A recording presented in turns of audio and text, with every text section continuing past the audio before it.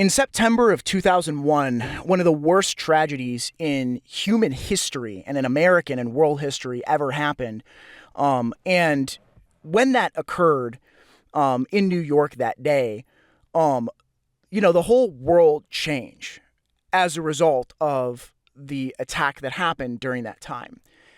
And I'm a Zoomer. I'm an old Zoomer, so I'm in my 20s, late 20s. I'm 25, and I always heard these stories, especially from my parents. My parents are Gen Xers, and they all talk about how when they were younger, they, would just go on walks and they would go hang out in person and they would go out places and they were, and there's sort of this perplexing, interesting thing I've noticed where a lot of them sort of say that, like, they describe a childhood that was simpler and quieter and people hung out and went out and played, but then they don't sort of they then sort of talk about our childhood, or at least we think about our childhoods as Zoomers, and it's like for us it was like not like that.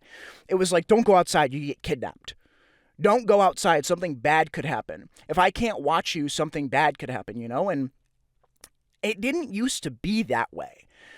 There have been many generations where it was like you literally told your kids, like, go outside, leave the house, go do whatever. Like, I'm not going to stop you, go do whatever. And then kids went up to no good and they got up to mischief, I've heard stories from my grandparents back in the 50s, 60s, and 70s. And it's like, that's what they did. They just left the house and were up to no good. And that was like the expectation, as parents were like, yeah, I'm just going to let my kid go do whatever. And that wasn't actually a lack of parenting.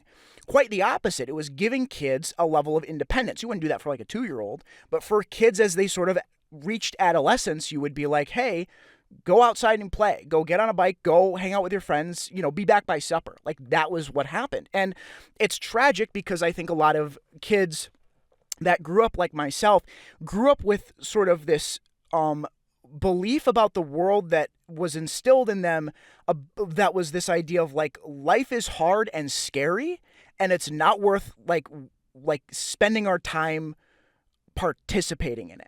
Do you know what I'm saying? Maybe I'm the only person, because I did have aspects of my childhood that were sheltered from me.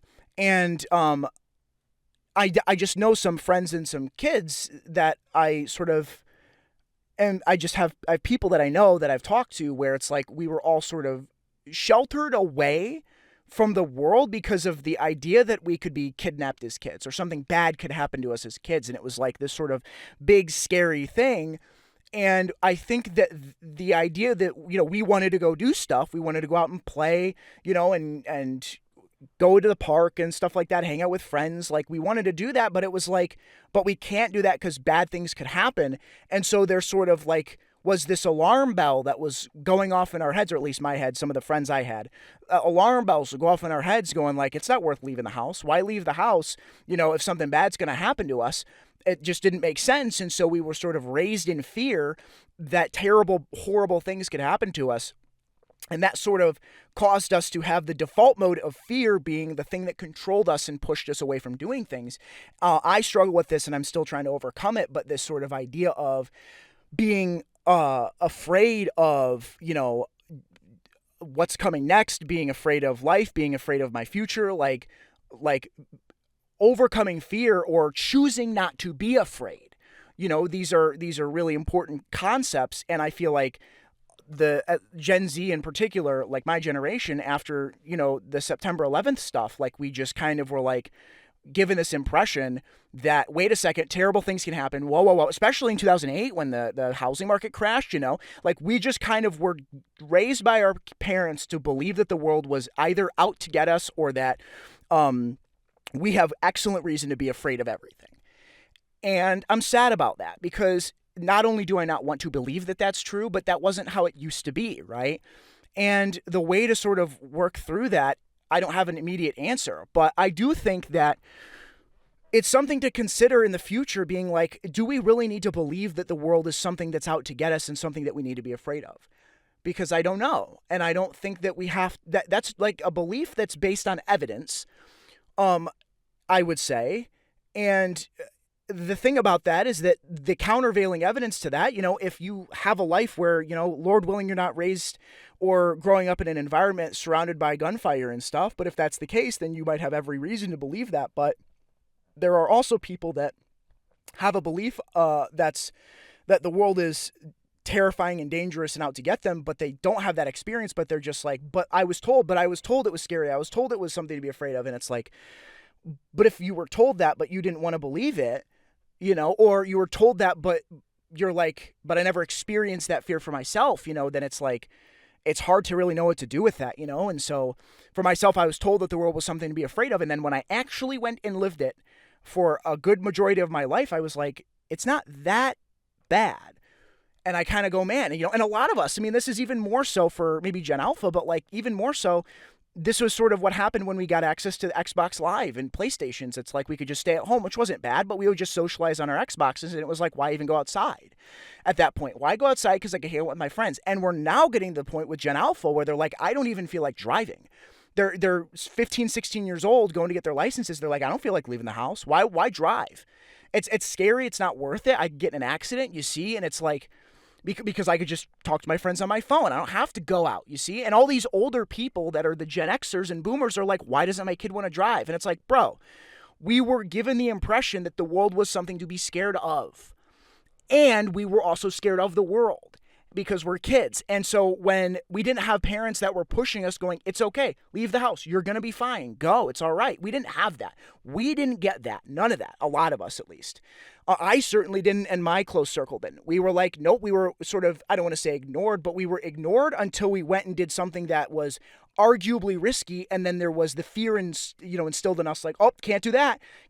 That's scary. There's risk involved in that. And I'm not talking about just like burning the house down. I'm talking about walking outside, because there's weird people outside, like that kind of impression was what I was given. And I'm disappointed in that. But it doesn't matter how I feel about it. It's about what I'm going to do about it. And it's like, I kind of feel like I would rather have the perspective of trying to find a way to sort of focus on.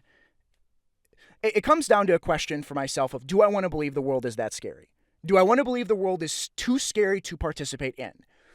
Or that the world is so out? Do I want to believe that the world is out to get me? And do I want to believe that? And the answer is no, I don't want to believe that.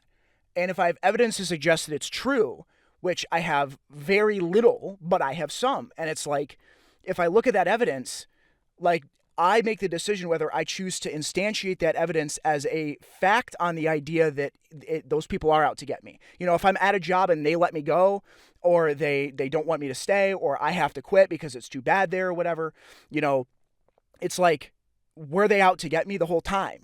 It's like, and I don't actually know the answer. It's like, well, on one hand, it's sort of like it's a whatever floats your boat. But on the other hand, it really comes down to sort of deciding what conclusions you want to draw from the evidence and then deciding, and that's kind of where I'm at with it, where I just don't think that the world is something to be afraid of.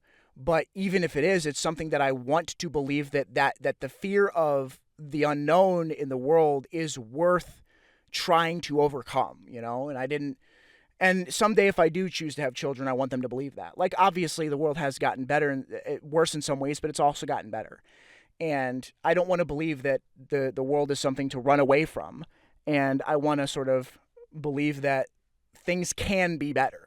Things are not to be feared. Things are to be, trials are to be overcome, and problems are to be solved, and things are to be improved. That's just how I want to see the world.